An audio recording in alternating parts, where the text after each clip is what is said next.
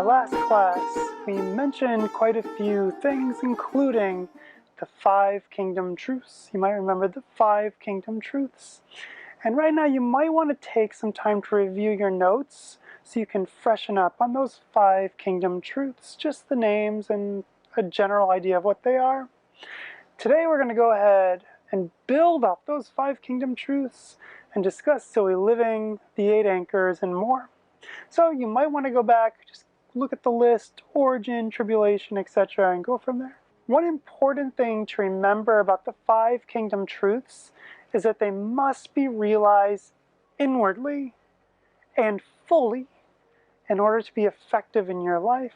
It doesn't help to just read them, study them, repeat them.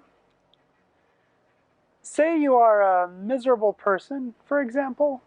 Well, only by realizing for yourself, by really applying the 5 kingdom truths, that it is you who are making yourself miserable, can you begin to change things.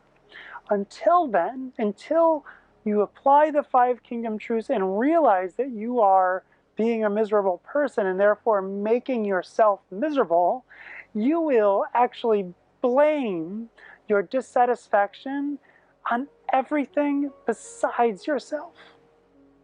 If I only had this, or they shouldn't do that, or why do they have to do things this way? Why do they have to act that way? It's their fault, it's their problem. This line of thought goes on and on. The world should not be this way. The world should be that way. Those thoughts and beliefs will absolutely taint your perspective of reality, especially when they become habitual. Our thoughts and our actions are so often, so closely linked to our understanding of the nature of reality. And once we realize this, the rest slowly begins to follow naturally. We want to know God's thoughts and know God's ways because we want to know His reality. We want to become more like God as we spend more time with God and keep His understanding of reality, not our understanding of reality. Once again, this is not a matter of academic study or book knowledge. It requires time and it requires application. Each one of us creates our own reality with the solid beliefs we hold, or the constant inner dialogue we maintain inside of our heads, or the actions we take each day. Now, spending time with God influences these things, and therefore influences our reality. Remember, the ultimate goal of Rhema is to light up the world. This is your ultimate goal, to cause so much Holy Spirit light to break out on the planet that the planet goes from a dark one to a light one. We go from a dark, fallen world to a bright, holy world. From fallen to revived. The 5 kingdom truths, they help you bring more light into your world and therefore more light into the world at large as well.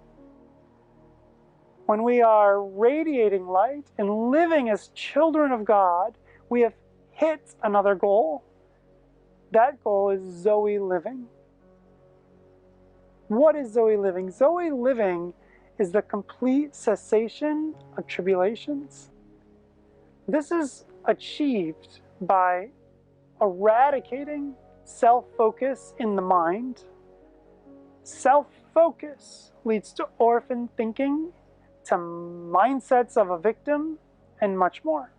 Self-focus. So, orphan thinking, Orphan thinking feeds fear, feeds depression, feeds anger. Orphan thinking especially encourages clutching, a major source of tribulation in our world today. It is possible to escape from constant tribulation by focusing on God instead of self, replacing self-focus with God focus, away from the self towards God. And this brings us to the how-to. How do we get out of tribulation? How do we live in peace? The way of Rhema has been set up for this exact purpose more than any other. To help people, to bring people along the way, to bring them through the process, the 4 paths that you're all doing, the sanctification trail, all the way from the first path, P1, to the last path, P3, P4. Getting there might require a different lifestyle than you're thinking or living. And going through the process on the 4 paths does avoid extreme self-indulgence and sin. But it also avoids extreme religious fanaticism and legalism. Self-indulgence, sin, fanaticism, and legalism avoids both of these things. Neither religious mindsets or wild living are the ways of sonship, and neither are the way or the process in Rhema. These ways, they tend to burden the soul, not set it free. They blunt the mind, they blunt the senses, and slowly but surely shackle the heart. Either in cold religious form that kills relationship with God, or hot sinful living that sets the heart on fire for things of the world, material things. Neither of these are the ways of the kingdom of heaven. Neither of these are the Rhema way, which is what this workshop is about. Because so many of us, be we Christian or secular or other faiths, we all tend to have a strong orphan mindset. We all tend to go towards one side or the other side somewhere in our search for a happy, fulfilled life, either too religious or too wild. It is almost impossible to be in the middle at all times. We almost always find ourselves somewhere too far, either on the sinful living side or the religious extremism side. As humans, we almost surely are too far on one side. Even worse, we may slide from side to side, tossed like a ship on the waves, not anchored. When we are without control like this, when we're going from one extreme to the other, there is no cure, there's no solution. You must first become anchored. The tribulation will never end this way. You must become anchored, and that's why we call this the 8 anchors. And this is where the 8 anchors come into play. And I want to talk about them now. The 8 anchors are like training wheels for someone learning how to ride a bike, riding a bicycle. 8 anchors are the training wheels for when we are first learning how to be, How do we be in a relationship with God? How do we walk through the processes? How do we escape tribulation? They anchor us in the middle way between wild living and religious thinking. We are anchored in the middle way with the 8 anchors. Also, they are the net to keep us in when we have fallen out of relationship with God. Relationship with God keeps us in the middle. The 8 anchors help us stay somewhere in the middle. When we fall out of relationship with God, we go one way or the other. The 8 anchors are a set of rules, for lack of a better word, to keep us in the middle. Now, like training wheels on a bicycle, these are not meant to be used forever. They are simply useful now. They are necessary to stay balanced, not leaning too far into any extreme living. And later, as we get to know Jesus better, and we get to replace orphan thinking with sonship thinking, the 8 anchors become unnecessary.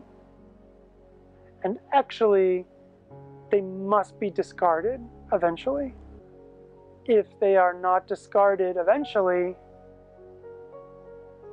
they could be counterproductive, actually. And such anchors or rules will keep us in the middle way when we start in Rhema for the first time, but they can also weigh us down when we are higher up in Rhema. They're rules. And when our mindsets and our beliefs begin to become more righteous, these rules do not apply.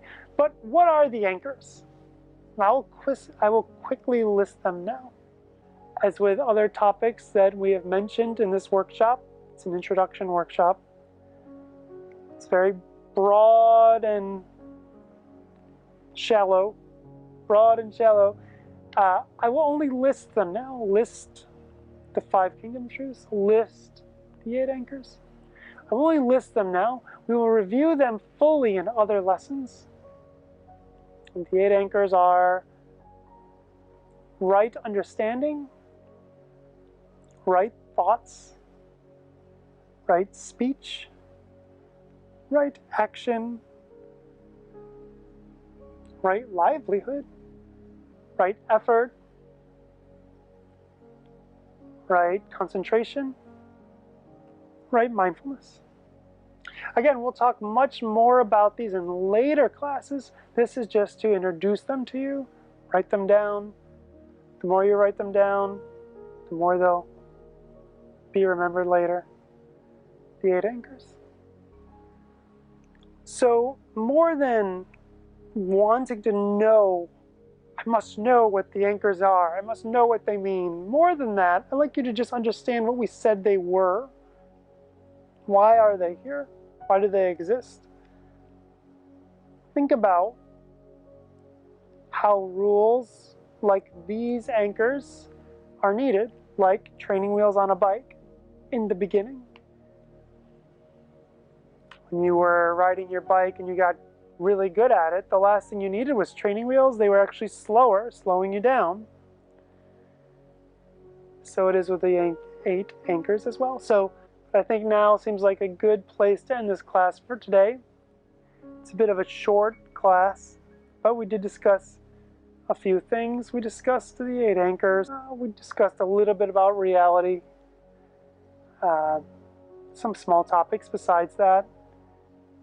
But we'll pick up where we left off in our next class. For now, have a good day. Review your notes. Keep meditating. Do some yoga, Rhema yoga. I'll talk to you later. Thank you.